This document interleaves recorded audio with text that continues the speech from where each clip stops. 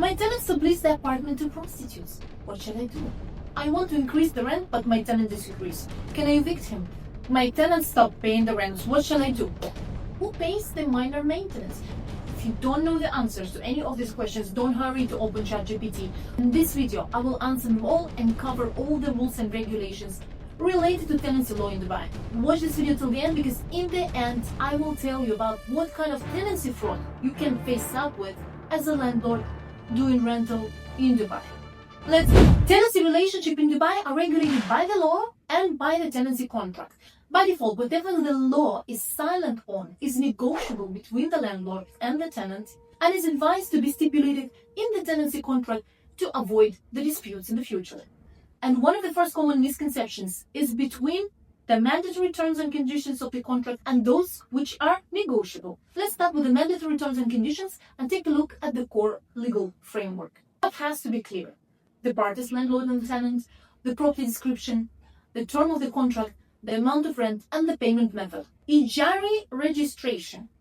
Ijari is a unified electronic system of Dubai land departments where all the legal tenancy contracts are registered. Question: is it mandatory to register Ijari? The answer is, well, if you want to be covered by the law in case of any disputes, then it is. Ijari can be registered in two ways: by the landlord or property management company only through the buy-rest application, or by the tenant himself physically walking into one of the government service centers. Payment schedule: if it's not specified in the contract, then by default the rent is considered to be paid in 4 equal installments. It can either be paid by post-dated bank checks or by bank transfer. In case if the parties agreed on the cash payment, it will make complications in the future in case if you go into rental disputes. Security deposit. Security deposit, by the way, is not mandatory, but in case if it's taken and is specified in the contract, the law says it must be refunded by the landlord by the end of the contract. The law doesn't also specify the percentage of the deposit, but in practice it is 5% for unfurnished apartment and 10% of the annual rent for furnished unit. The next essential term is Autorenewal. If the tenant continues occupying the apartment after the lease ends without any objection from the landlord, then the contract is supposed to be renewed for the same period of time. And the last but not least, very important thing, the sale of the property does not terminate the lease.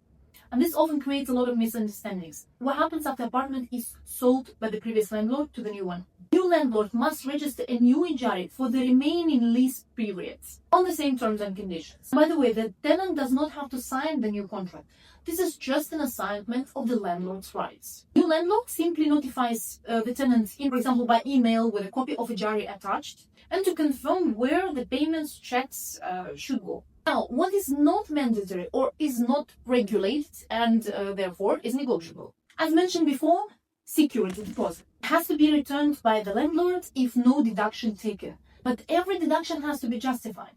And this is the common dispute between the landlords and tenants. What is the best practice here for both parties? Number 1, to record deposit in Ijari. Number 2, to take detailed moving photos or even videos. For the tenant, it's recommended to provide the utilities clearance letter on exit. In case that the property is sold for protection of the tenant, he's recommended to request confirmation who holds the deposit. Now we came to the maintenance split. It also caused a lot of misunderstandings. Now, what law says? The landlord bears the major maintenance costs unless he shifts some of the maintenance responsibilities to the tenant. It became very common to put a clause in the tenancy contract stipulating the split of maintenance costs. For example, the tenant pays maintenance costs up to 500 dirham when the landlord pays anything above that. Sometimes for villas, the threshold is 1,000.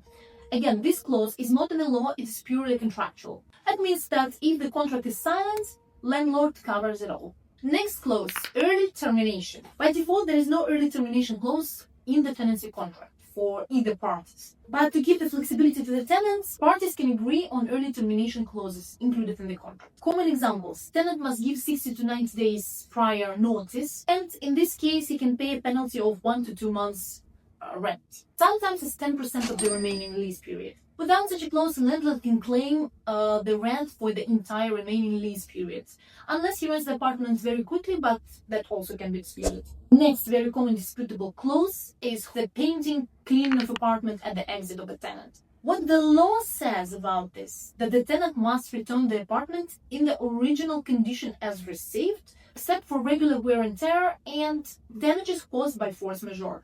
So there is no specific requirement in the law to return the apartments as new, unless it was received in that condition and was clearly documented. So you need to have a proof. And this is the landlord's responsibility to prove that the condition of handed over property exceeds normal wear and tear, in case they want to deduct it from the deposit. AC or chiller fees. The law does not say anything specific regarding the chiller or AC, but the RDC practice treats it as follows. Major components, compressors, motors, ducts, central chiller mechanism. Major leaks, landlord's responsibility. Minor regular maintenance, filter cleaning and clogging the drains, gas refill, is the tenant's responsibility. Pets and smoking. The law does not provide any specific rules regarding the pets or smoking. However, the tenant must comply with the community management rules. If the building allows pets, then the landlord cannot object against the tenant having pets, unless he specifies this in the contract that keeping the pets is prohibited. Same comes to smoking. Officially, smoking is not prohibited, but if the landlord tries to deduct the repainting costs or minor damages due to smoking from the security deposit, RDC will check whether it exceeds normal wear and tear. Airbnb restrictions. By law, subleasing without landlord's consent is a legal ground for eviction. So any short-term lease requires permit from the DTCM as the landlord's NOC permission. Very common disputable thing is whether or not tenant shall allow the viewings in case of the landlord selling the apartment. This is exactly one of those gray zones because there's a lot of disputes towards the end of lease. So let's go step by step. The law is silent with regards to viewings. However, it says that the landlord cannot disturb the tenant's enjoyment of the property during the lease. There is no automatic right of the landlord to enter the apartment for his potential buyers' viewings unless it's written in the tenancy contract. Otherwise, the tenant must only permit the landlord into the property when maintenance is needed. To avoid the disputes, many landlords include in the tenancy contract a clause like this. Tenant shall allow the landlord or landlord's agent reasonable access to the property within the last 60 days of the lease period, 24 to 48 hours prior notice. If no such clause exists, then the tenant has a legal right to refuse any viewings without explanation. Next, utilities, parking, and storage allocation. You must be surprised now, but the law is silent on who pays the service charges and the utility bills. On practice, the tenant normally pays the utilities based on consumption, but this cannot be passed on the tenant unless agreed. Another surprising thing, the chiller fees are split. Connection and annual fixed capacity charge. It's a landlord's responsibility, while the tenant pays for consumption. And finally, the inventory list with pictures and videos. It's not mandatory, but it will secure both parties from the future rental disputes. Let's quickly go through responsibilities of both parties. Landlord must deliver the property in the usable condition, must handle major maintenance and structural repairs, ensure tenants' peaceful use of property, refund the security deposit minus proven deductions, and respect eviction rules, 12 months advance notarized notice in case of sale or personal use. Tenant, pay rent on time, use the property only as agreed, do minor maintenance and routine keep-up, return the unit in original condition except for normal wear and tear. Must get NOC from the landlord for any alterations or subleasing, and register co-occupants through the Dubai Land Department app. Important, the landlords cannot cut the utilities or anyhow else disturb the use to force the eviction, because tenants can go to police and claim the damages in the RDC. We finally approached one of the most disputable issues in the tenancy relationship: rent increase.